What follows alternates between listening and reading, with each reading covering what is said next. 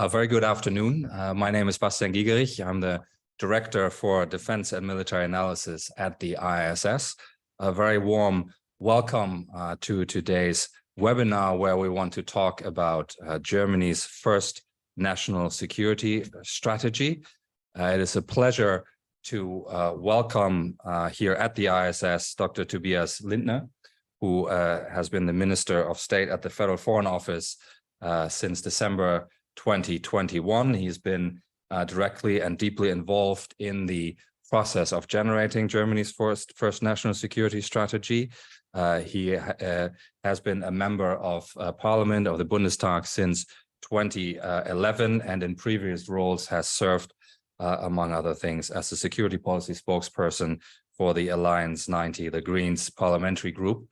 By training, he's an economist, and in fact has a PhD in economics, and has done some research work before he became a full-time politician.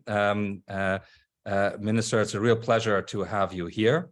We will, the way we will run this is I'll invite Minister of State Lindner to give us a bit of an overview of the national security strategy, a document that was tasked before the war started, actually when the coalition formed, but then obviously heavily influenced by the events around us. So we'll be interested to hear what you see as the main avenues and ideas that people should be aware of. We will then open it up for questions. You can, if you're online, you can enter your questions via the Q&A function. And we can then take them up here and discuss them. We have, for those online, we have a small group of ISS colleagues here in the room as well, and one or two of the questions might indeed come from the room, and then we will bring it to conclusion in 59 minutes from now. So, Minister Lindner, the first German national security strategy is out. That in itself is an achievement. It is the first document of its kind. It's actually not easy to get something like that off the ground. So why don't you talk to us a little bit about the main ideas and how you feel about what you have achieved. Okay. Thank you so much, and good afternoon, dear Bastian, dear experts from IISS, and those who join us online today. As you said, the document, for sure, it's an achievement in itself, but I'm totally convinced you would underestimate the document if we just reduce the value to the process and that we have a result. You should look into the substance and what the national security strategy says. It's brand new. It was approved by the cabinet on June the 14th after a process of almost 1.5 years. And as you said in the beginning, the decision was taken during the coalition negotiations. In the negotiations, they happened in October and November of 21. So before the Russian invasion in Ukraine started and took place. And we were convinced at that time, and I'm still convinced, that it makes sense that we need to update, as German politics, as a society, our understanding on security. Not only for the reason that the last so-called white book on defense and security policy was drafted in 2016. So it took a while to do an update. And that's one of the reasons also, and I will elaborate on this in a few minutes. But also we are convinced we need to have a broader scope, a more holistic view on security policy, meaning security policy is for sure about defense. And we do not ignore that. We do not anyhow erase it from the strategy. It will replace more or less the former white books, but we need to add some other things. We need to have a broader understanding on security policy. And the document itself, and many in these days elaborated about the document, what is missing, and all those things. In the end, we agreed and said, okay, we need to have some guidelines, some very general guideline. It's a roof document, to say so. Gives orientation. It's about 40 pages, so it's in line with what was done here in the UK and France, so you can consume it in 1 or 2 hours. And the document itself gives orientation. It's a guideline. And on the one hand, it's a little bit like an update. It's a little bit like a balance what we already did. So, it's not the case that we are just starting today after the strategy with respect to China. We already did it. So the document itself documents and states out what we are already doing and in which process we are since the beginning of Zeitenwende. On the other hand, for sure, it's a program, and it speaks clearly our values and our interests, and that's something from a German perspective very new.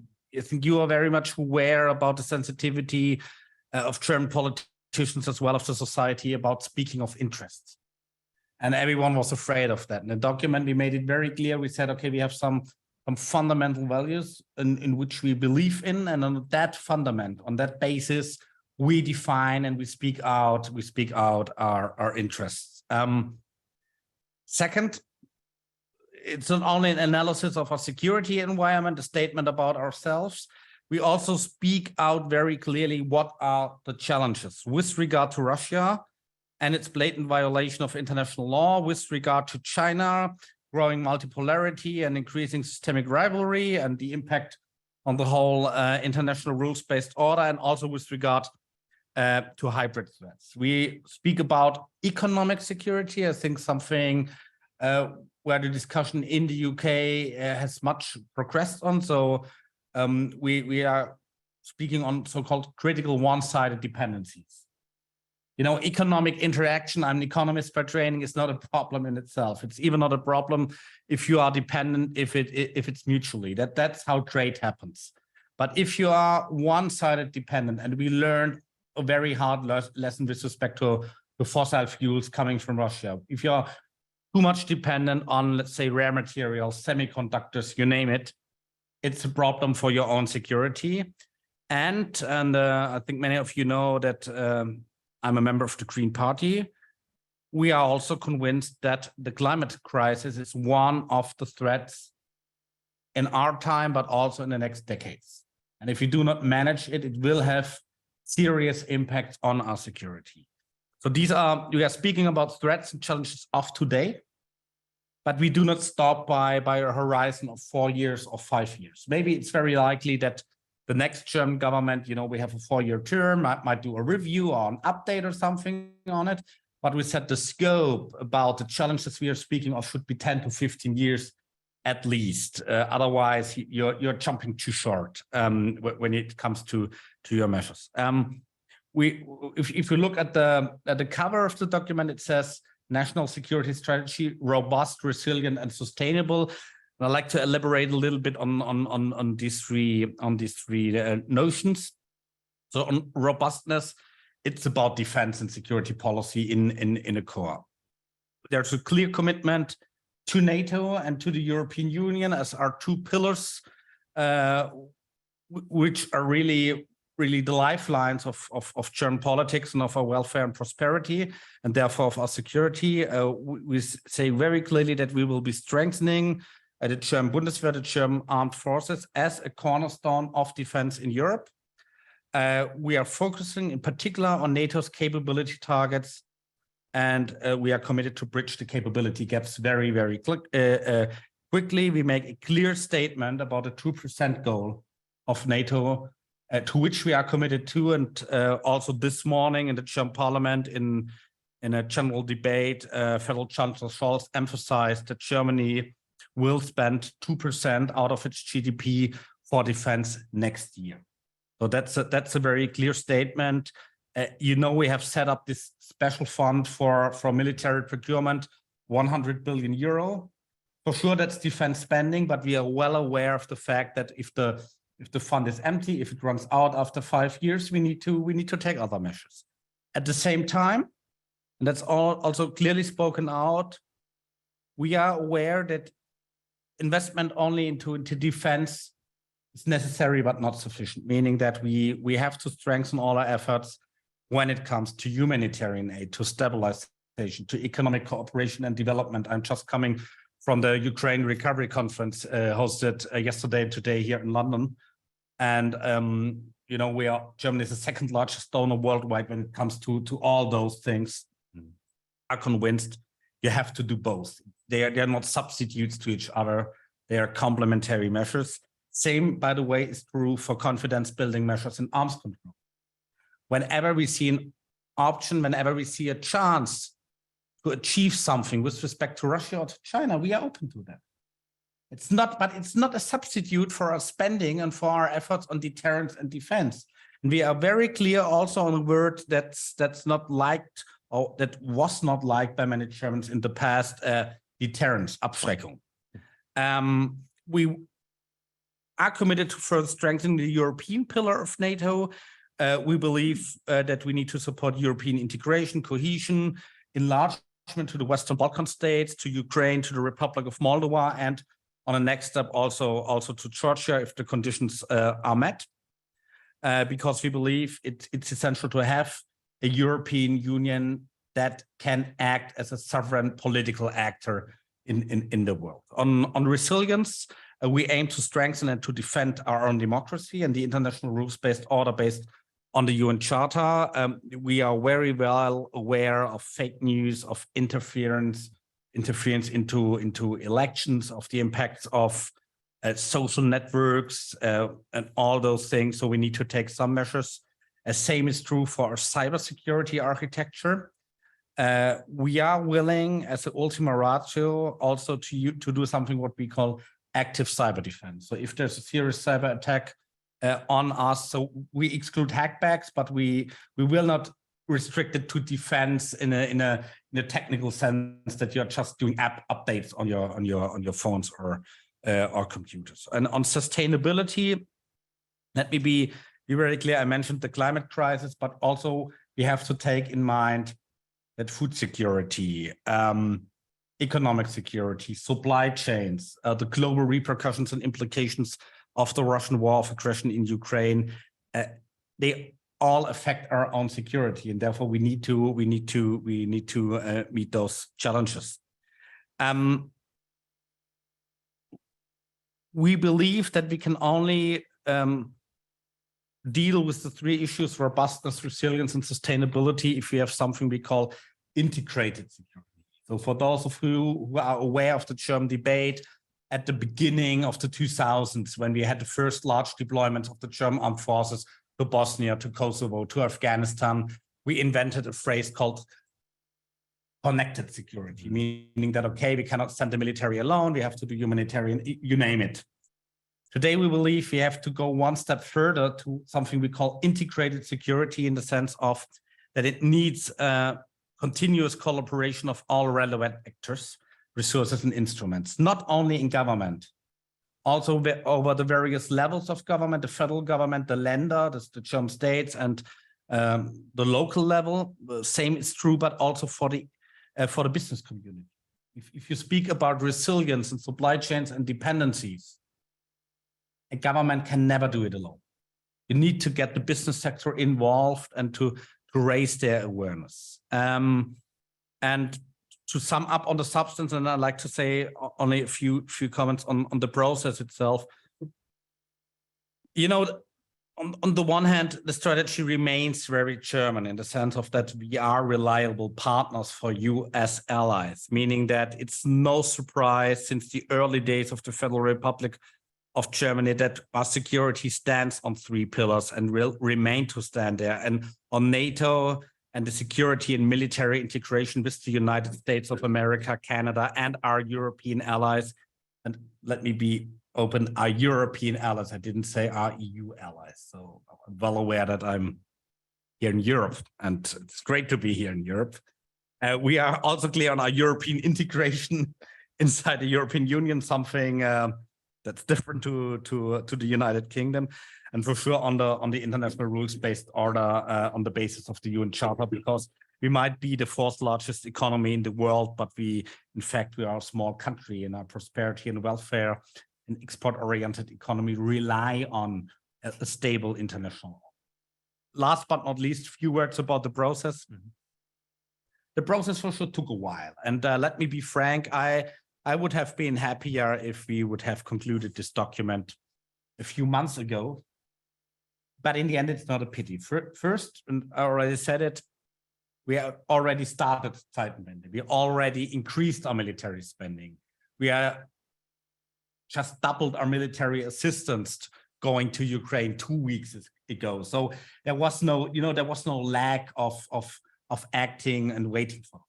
Second, for the first time, it was an interagency process in which all the federal ministries got involved. And it was quite a challenge because that meant that ministries like the Ministry for Health, the Ministry for Agriculture and Food, Ministry for Education and Science, they were challenged to deal with security and to think, okay, how can my own policy area, how does it affect the security of the Federal Republic of Germany and its allies? And how does the security affect my portfolio in my ministry? And some did it, honestly, for the first time. And if this process, which took a while, this process leads to the consequence that there's a bigger ownership, that you were involved into the White Book processes in the past. I think you agree with me that for many years, the White Book, although it was a cabinet decision too, was perceived like, oh, that's a document of the Foreign Office and the MOD, and that's it, and they are responsible. If this process leads to some kind of ownership where every ministry feels a certain kind of responsibility, how to implement it, how to do the next steps, and we can, if there are questions, talk about the next steps on China, on arms exports, on cyber, you name it. If it leads to that consequence, there's a certain kind of ownership. I think the few months more needed, they are a very good investment in that sense. With that, I stop here. Thanks for the attention, and I'm looking forward to your questions and comments. Thank you very much for those opening remarks and for giving us a bit of a sense of how the strategy was built and what some of the key points are.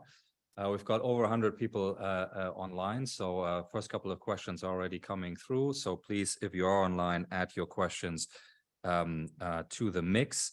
But Minister, if I may begin, just can you maybe say a few more words about what the implications of the strategy are for the leadership role that Germany wants to play? Because one refrain that you must have heard many times is Germany is an important economic power, it's an important political power, but in security policy terms, it punches below its weight. I mean, is there a shift that you see here?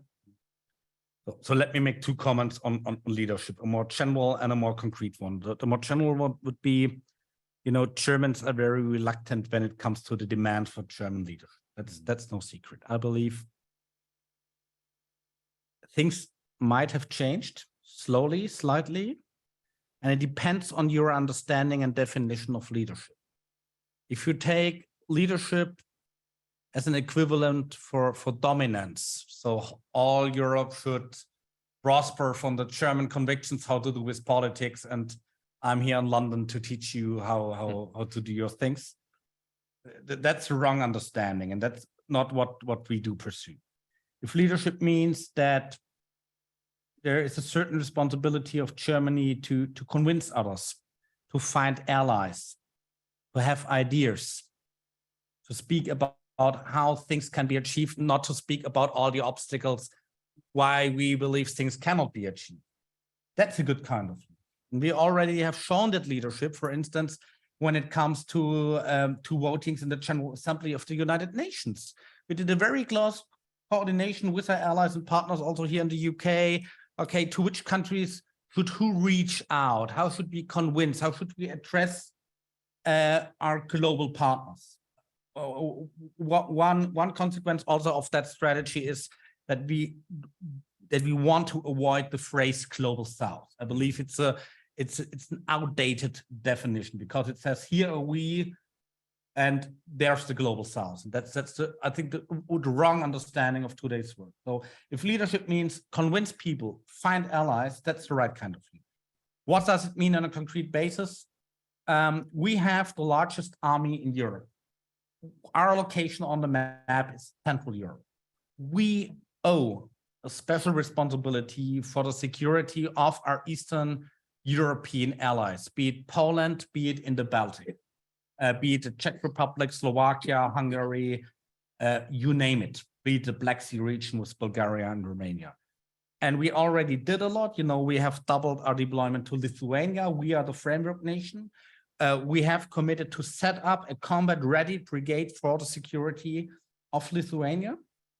And you know, we are highly engaged in former times we called it air policing. Now we are calling it air defense, in deploying our air force to Estonia, for instance, but also to other countries. So long story short, we know that the security of our Eastern European allies relies on us and our willingness to show that kind of lead. Thank you very much. And that's a very clear statement. I'm glad you made that statement about the responsibility for Central and Eastern Europe. I mean, we've got a couple of good questions here, and I will get to them in a minute. But just on that point, many people have commented on and noted that the national security strategy doesn't actually mention a lot of countries as, you know, in a specific sense. Poland isn't mentioned. I think the Baltic countries aren't mentioned directly. Why is that? The UK isn't mentioned. The UK to be very mentioned. blunt. Sorry, Yeah. yes, I should have said that. Is that, you know, what's the thinking behind that? So first of all, it's not directed against anyone. There are two countries mentioned, and I've named Russia and China. You know, where it's not only a credit to be mentioned, to be very diplomatic on that. But we decided, okay, for the size of the strategy and the aim that it's a general document, we decided not to do any country dossiers. Right? So what the countries that are mentioned explicitly, you find in the strategy, those are, I would say, the natural ones are linked to our history. So it's the United States of America. On their security guarantees, our security is relying on. Second, it's France, and I think that's obvious. And last but not least, it is the state of Israel. And then we decided, okay, to elaborate on the alliances of which we're part of. So it's United Nations, it's NATO, therefore it's G7, so 3 alliances in which the UK and Germany are a member of, and it's the European Union. So that was the general idea behind it. Otherwise, if you start mentioning certain countries, you need to end up by 100, I think 92 or something. Other one, you will get some disappointment. Hasn't stopped others. But yeah, no, that's a good point. Let me turn to, I'll take 2 of the questions that we've have here online because they are related. One is from Frank Hoffman at the National Defense University in Washington, D.C. And he says, I'm very supportive, and they're both around the concept of integrated security. His question is, or his comment is, I'm very supportive of the concept of integrated security. Does this concept include integration with international organizations, donors, commercial firms? How does the integration actually happen? What agency or staff in Berlin is in charge of integrating this? And then Cheng-Po An, who is a graduate student at the Hertie School in Berlin, but currently actually a visiting fellow at our ISS Asia office in Singapore. He asked the question a bit more directly. There's no mention of a National Security Council in the National Security Strategy. Which federal body, according to your thoughts, will take the front seat role in coordinating and doing the integration? So I'll start with the integration or integrated security aspect. You know, first of all, it's a description of the attitude to our daily work. How do we work together in the federal government between the various ministries? So it starts, well, let me mention Afghanistan. Many of you are aware that the German parliament has set up a so-called enquete commission, meaning that it's a mixed commission of scientists, think tankers, and members of parliament who try to draw the lessons learned out of 20 years in Afghanistan. Not from the perspective who did what wrong, but from the perspective what in the approach could have been done better. And one usual answer is you need to speak more between the ministries. You need to be more open about your policy goals, for instance. Also about mixed roles and all those things, and we can be better on that. I'm totally convinced. When speaking about, the German Parliament needs to give a yearly mandate, so approval for the deployments. It's a very technical process. It's a very technical and legal based process. And what's missing is that we need to look into each other's face and say, okay, have we achieved the goals with that mission? Yes or no? And why not? That's only one aspect. The other aspect of integration was raised in the question itself. We need to have a broader exchange with the business community. I think we will come to China later in that discussion. But if you speak about China, for instance, you need to have interaction with your companies. What do they expect? What's their assessment? What can I, as a politician, learn from them? So the other question, and I expected it on the structures on the National Security Council. So let me try to give you the shortest explanation I can. First of all, we decided not to change structures in the middle of a term of the government. We have a 4-year term. We're now in office 1.5 years. While there's a war going on in our neighborhood, it doesn't make sense to do a total restructuring of the government, because then you don't do politics. You do just new nameplates and charts and everything. It's usually those questions are debated when it comes to coalition negotiations. Second, nobody who raised the issue, okay, there were many in favor of a national security, but no one who raised the issue could answer me the question, oh, National Security Council, okay, what kind of? UK style, American style, or what's your style?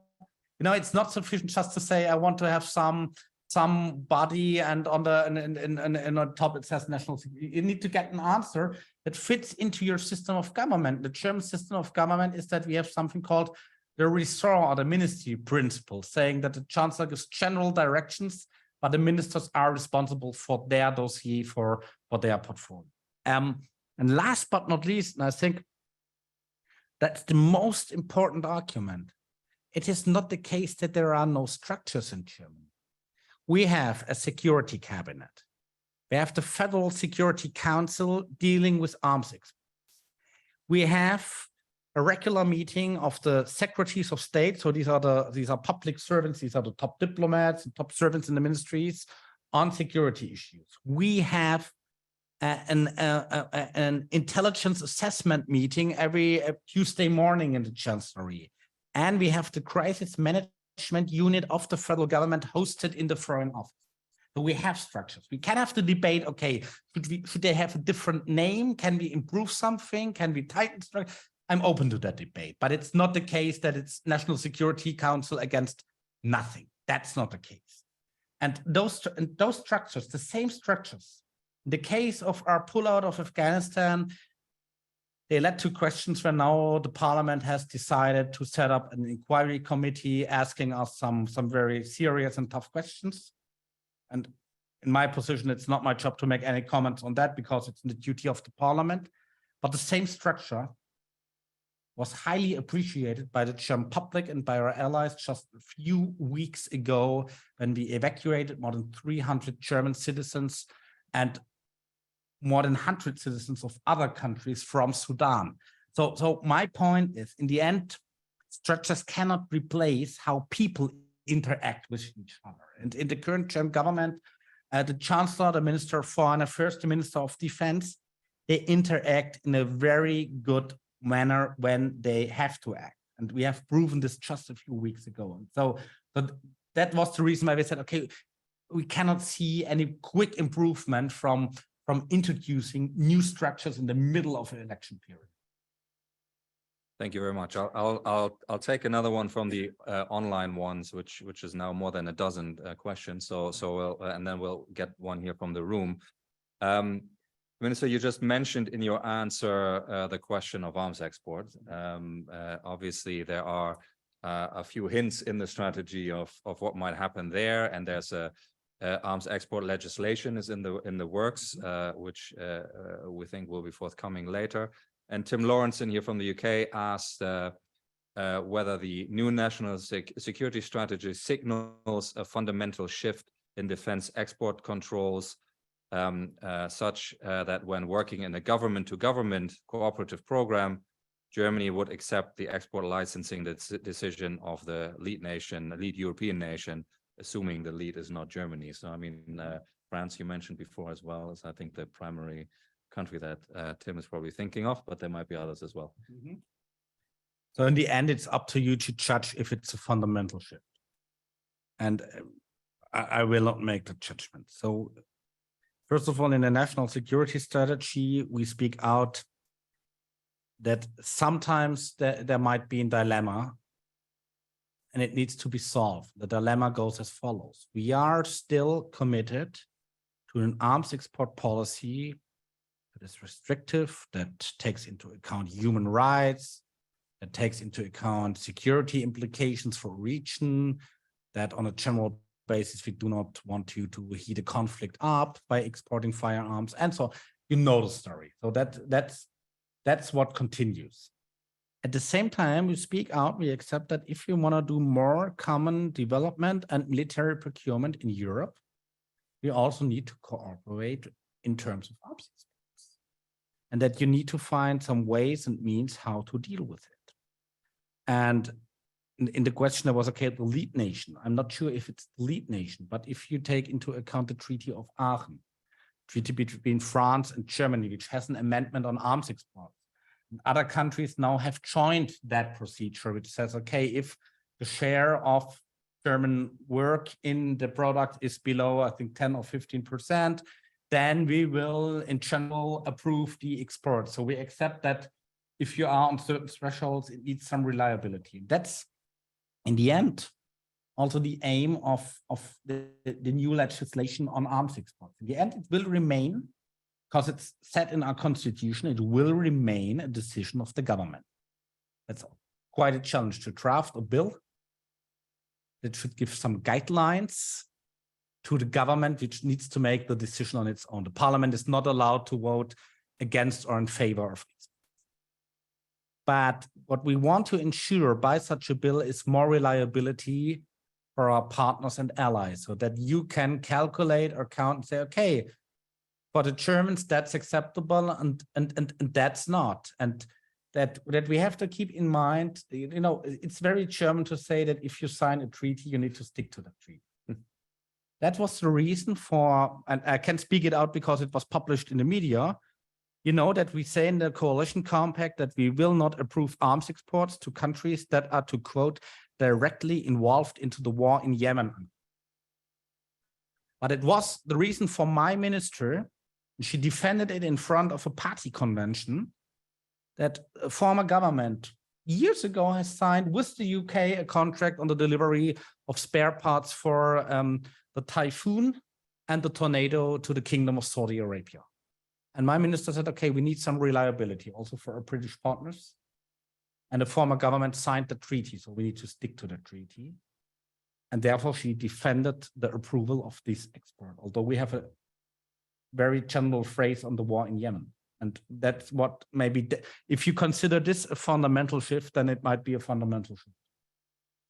Thank you very much. I want to take one, and then Dana, I'll get to you. But I want to take one question from Alejandro Pescador from the Mexican Council on Foreign Relations, and the question goes back to what you said about the dependencies and you know, the one-sidedness and of some of them and the challenges that it might create. And the question is, after Russia's invasion of Ukraine, Germany and other countries, as you mentioned, you know, had reassessed the dependence on Russian hydrocarbon market or imports. And the question is, do you think that there's a similar security risk for Germany because of its dependence on the Chinese market in certain areas, or the Chinese, the economic relationship with China? Is Germany in a risky position there? How do you view that?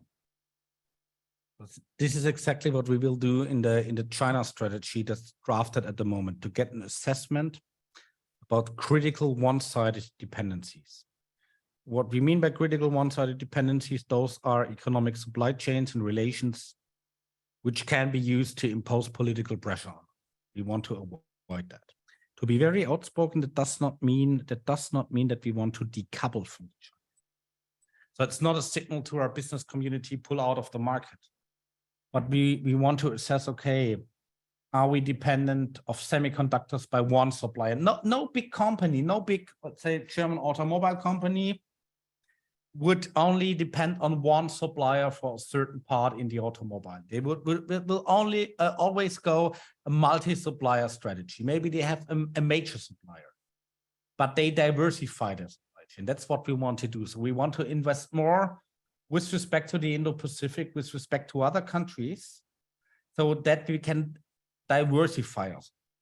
At the same time, we have to keep in mind that dependencies are not only on the supply chain side, they are also on issues of your revenues and how you are invested. And if you look into the balance sheets of the large German automobile or chemical companies, you see that they are highly invested on the Chinese market. If they want to do so, that's fine.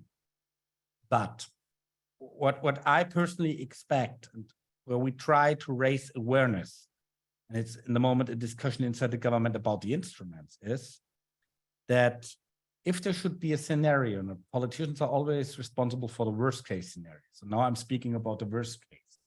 There should be a scenario in a few years where the market access for German companies in the People's Republic of China might be blocked and they need to pull out. I don't want to let those companies go bankrupt. We can rescue one company by taxpayers, but we cannot rescue 4 in a row at the same time. So what I expect from the large German DAX 30, so that's the index at the stock market, what I expect from those companies is that they have some kind of contingency planning, what to do in case of a worst case scenario. So that's about dependencies and about our lessons learned. Last comment, and it also means with respect to fossil fuels and hydrocarbon, that to have a green transition of your economy is not something for the better days when there are no wars on it. For many years, people looked at the Greens and said, oh, you are the ecologists and you're talking about in your sandals and you're talking about solar panels and windmills. And that's nice if we do not have other problems. No, that's not nice. It's necessary for our economy to become less dependent on fossil fuels. That's also security policy at heart.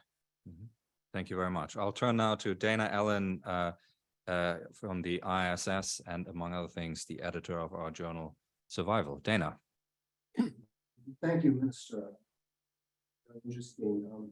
Speaking of worst case scenarios, you emphasize that the United States is one of the few named countries in the document, a pillar for German and broader European security. We're 2 years and a few months from the Trump administration, and we're 16 months from the next U.S. election. And I'm just wondering if a German and even broader European national security or security concept has to consider the possibility of a real election with the United States. Yes. Also one of the questions I expected, and it's one of the questions where I cannot give you the clearest answer, because to be very frank, security of every NATO member, not only of the Federal Republic of Germany, security of every NATO member in the end relies on security guarantees given by the United States of America. That's the world we are living in. And I do not see for the foreseeable time that the other NATO members would be able or willing to replace all the capabilities provided by the United States of America, especially when it comes to nuclear deterrence, by the way, by own capabilities. So to be very blunt on that's what I mean, that I cannot give you a satisfying answer on that. That's the world we are living in. You know, as a government official, it's not my job to make any predictions or comments or even preferences about the outcome of the next presidential election in the United States. We have learned a lesson from 2016, where I would say everyone in Germany expected the victory of Hillary Clinton and has woken up at the next morning with Donald Trump being elected as president. Meaning that you need to stay in contact with both sides. And I think it's important, and we have to take into account also one unsatisfying part of my answer. We have to take into account that the American voters are more concerned about domestic problems than about international. And that's true for the voters of the Republicans as well as for the voters of the Democrats, be it the job market, be it social security, be it infrastructure. But what we can try as Europeans with respect to the politicians is to convince them that also when you have a pivot to Asia, the security of the United States also relies on the fact that there is peace and that there is a Western democracy on the other side of the Atlantic. I think many in Washington understand that they can only deal with their security challenges when it comes to the Indo-Pacific when they have allies in Europe that are maybe supporters or at least allies, and not a threat or a challenge or an uncertainty for them. So it's in the own interest of the United States to have some kind of cooperation with Europe. So that would be my answer to that question. And I know that it's an unfinished answer. And the rest I can say as a private person when there's no camera and I have 2 pints of beer or something. That's a new format idea, perhaps for that. But okay, good. We'll take that into account. But I want to return to some of the questions here from the online audience. The next one I wanted to engage with is from Chris Lombardi, who works in the private sector in aerospace and defense, in the aerospace and defense sector. And Chris is asking, you mentioned that in that framework of integrated security, the business sector should be part of that conversation, not just government. And the question is whether you can talk a little bit more about what the German government expects businesses to contribute to that notion of integrated security. First of all, let me start by saying that also in the process of the drafting of the thing, the draft of the security strategy itself was classified as confidential, and there are many leaks. I don't know how it is in the UK, but in German politics, there are usually many leaks of government documents into the press, and we were very proud and happy in the Foreign Office that there was no leak of any draft of the strategy. So that's the good news. And we had more than 150 conversations, I think, with parliamentarians, with the business sector, with academia, with think tankers, with governments in Europe as well as in the US on their approaches and findings, also with civil society when my minister did the summer tour. So long story short, the business sector was involved when we started to draft the strategy, and the business sector is involved into the China strategy. So it's not that we are sitting in the Foreign Office behind closed doors and knowing exactly what the business sector wants and doesn't want and how they assess the situation. What needs to be done when it comes to the implementation of the strategy is that we regularly talk and share awareness, that we can provide information about, for instance, security and the conditions in the country. We need to speak to them to get when I'm speaking of a contingency planning for companies invested on, for instance, on the Chinese market. Some companies have a contingency planning already. Know what I mean? So not for everything you need to draft legislation. You can exchange and say, okay, one company, I don't want to tell you the name, said, Mr. Minister, for us, every day is China Strategy Day. And that's good news. That's good news if they don't need little Tobias Lindner to come to them and to tell them, make up your mind on that. That's good news. And to say, okay, what's your assessment? What are your measures you take into account? Same is true for critical supply chains. I cannot elaborate on that on my own. And same is also true for technical developments, AI, for instance, cybersecurity. You need that broad exchange. That will continue. We have our own department in the Foreign Office on economics, and we have regular exchanges on various of that issues. Thank you. So we've got 16 minutes left and 19 open questions. So some of them here in the room and some online. I'll take another one online and then I'll return to the room here. And the question is from Jackson Janes in the US, a very good friend of Germany, a very long-standing friend of Germany. Jack is asking about, I think it's an important point, the impact of the national security strategy on the public debate in Germany around that issue of it's important to adapt to a more dangerous world. So how do you get societal support for the agenda that forms part of the national security strategy, and the strategy itself towards the end says, this is the starting point for a wider conversation that needs to happen. So how do you create that momentum? How do you get societal support and societal engagement with all of these themes? Jack, it's a continuous effort to do that, and you cannot say you have convinced the public and then you'll stop. That's not how it works. And we also have to be frank and open that at the moment, if you look at the opinion polls, for instance, in Germany, one party which is by many considered to be right extremist, the AfD party, stands at 18%. Meaning that I'm afraid that at least at the moment, some kind of the society thinks there are easy solutions in terms of you can solve issues on a national basis. So if you have a complex problem that's interlinked by globalization, there's an easy national answer. That's a reflex which is somehow understandable, but it's not the solution to an issue. What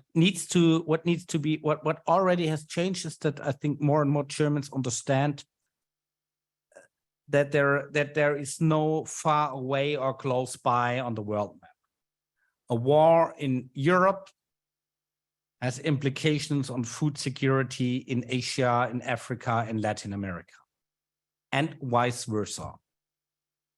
A hurricane, a disaster, global warming, it has implications on our security. A war in Syria has implications on migration, reaching our borders, having implications on our societies, raising debates. I think that's well understood. So that's the first change. The second change is many understand that it needs to be done something with respect to defense spending, that the federal armed forces have been underinvested, and we need to ramp up both investment as well as ammunition. The Constitution says very clearly that the federal government has armed forces for the defense of the country. For sure, we will continue with deployments within the system of the United Nations whenever it makes sense. But it's not the purpose the armed forces were built for. The structure of the armed forces has to reflect that it's needed for defense and deterrence in the end. I think that's well understood. And it's well understood that security is interlinked, that also economic aspects have implications on security. That's well understood, I believe. And when at least some Germans might have been too naive on Russia with this narrative special relation, I think many have woken up and seen how Putin is mistreating the international rules-based order, human rights, and how war crimes are conducted on a daily basis in Ukraine. Thank you very much. I'll turn to Robert Ward, the Japan Chair and Director for Geoeconomics here at the IISS. Robert. Thank you, Bastian. Thank you, Minister. Your comments on integrated security have echoes with what's going on in Japan. Japan's released only the second national security strategy last year, and its first just 10 years ago. So there are parallels there. Japanese government has been quite innovative institutionally in trying to sort of force the pace of change in a very sort of conservative environment quite successfully. One example is embedding economics in the National Security Secretariat, for example, and another is the creation of the Economic Security Minister to deliver on the economic security aspects of the NSS. I was just wondering if this sort of institutional innovation is replicable, do you think, in Germany? Especially since Japan has this year the presidency in G7, we elaborated very much on the term of economic security. I think that's something. It's really when speaking about security policy and speaking about Japan, I think that's the first thing that comes into my mind. It's a speciality of the Japanese system, I would say, at least also to invent the note. For me, first time I read the notion economic security was when dealing with Japan. About the institutional aspect, I don't have a clear answer yet. I can tell you that also in the Ministry for Economics and Climate Action, they are working on a very good assessment.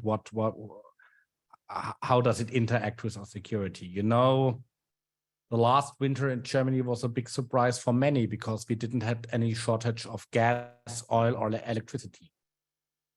You know, it seems normal that you have gas, electricity, and oil during the winter. That's very normal for all of us, but it wasn't a given during the last winter. When, you know, we have phased out of nuclear power, we have decoupled from Russia, and we survive, and we will be surviving. So that was done in the Ministry of Economics. So in the end, I'm quite sure that we will be dealing more in the next years with economic security.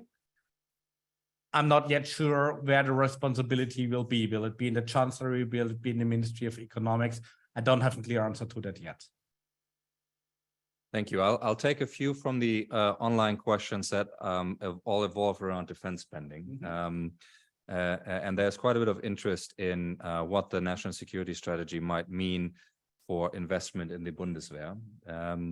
Amelie Teussen is asking that, and Christoph Meyer is also asking about, you know, why is it so difficult to get to 2%? And he suggests that many observers will doubt that the Bundeswehr can reliably plan with 2% if the painful questions about tax rises, more debt, budget cuts elsewhere are postponed to the next government, and the special fund, the Sondervermögen, has to do all the heavy lifting. So talk to us a little bit more about, you mentioned 2% will be reached next year, 2024. Sondervermögen will last a few years, but the national security strategy itself says 2% will be reached on average across a number of years.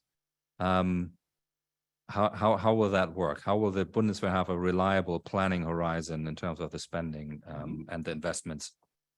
First of all, I don't want to provoke anybody, but I can tell you that I cannot give you any guarantees beyond the year 2025. And the reason is that we are living in a democracy, meaning that if, for instance, the left parties or the former Communist Party of the GDR should get a 51% majority in the German federal parliament, I cannot guarantee you that they will be committed to the 2% goal.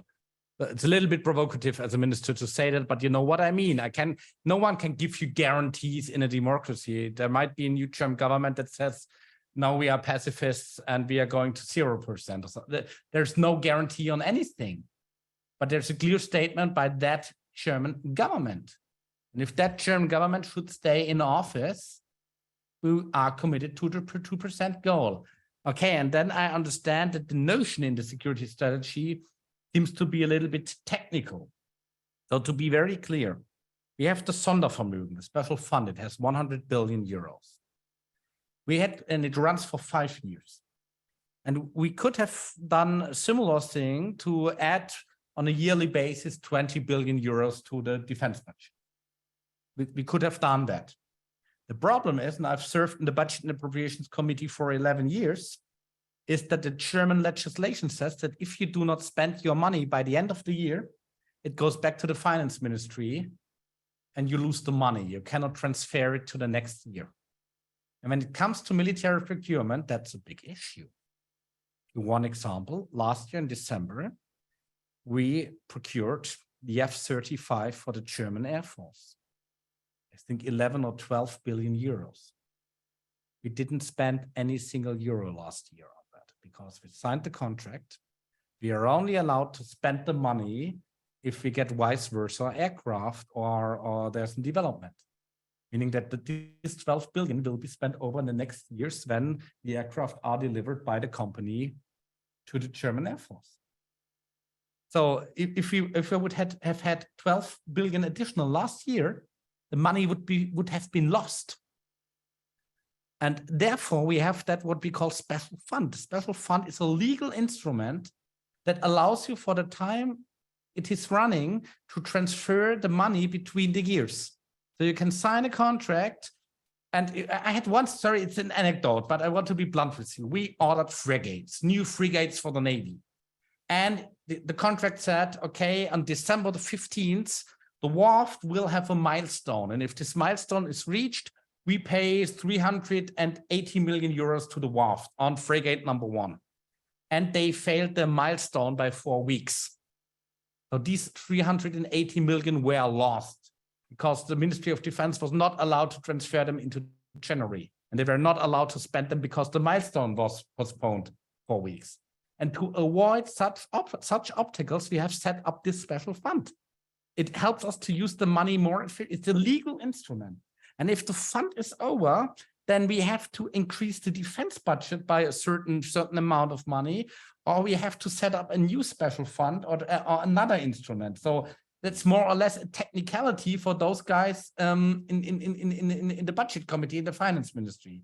Sorry about being so long on that, but it really touches my soul because it's not a trick. It's not a trick. It helps us to procure quicker and more efficient. Thank you very much for that answer. And I think indeed the peculiarities of the procurement, but also the budgeting process are often are not very well understood. I'm going to return I'm going to take two of my colleagues here in the room, and I'll just remind them to speak up a little bit so that the microphone in the room can pick up the sound. Irene Mia first, who heads our conflict, security, and development program, but is also a Latin America specialist, and then Nick Crawford from the Geoeconomics program. Irene first. Thanks, Minister. I had a question more on the sustainability pillar in the global south, the Latin American world. What are the main priorities of the strategy of Germany with respect to addressing the climate crisis, and what are the regions which are the most important for you in that respect? And if I can add another little side question on that, given the relationship between obviously climate vulnerability and conflict, do you integrate actually climate sensitivity or climate consideration to prevent conflict prevention strategies? Let's take that, but because we are running, we're coming up to the end. Let's take Nick's question right after this one, and then if you can take them together, Nick. Okay, thank you very much, Bastian. Thank you, Dr. Lindner. You've already spoken very eloquently on some of the economic security issues, but I just wanted to ask a couple more questions. But firstly, how far apart do you feel the government and some large businesses are currently on economic security issues? The contingency planning ideas that you've raised are extremely interesting. Do you think there's any prospect of that being put on a statutory footing in time? And the European Commission published its draft economic security strategy on Tuesday.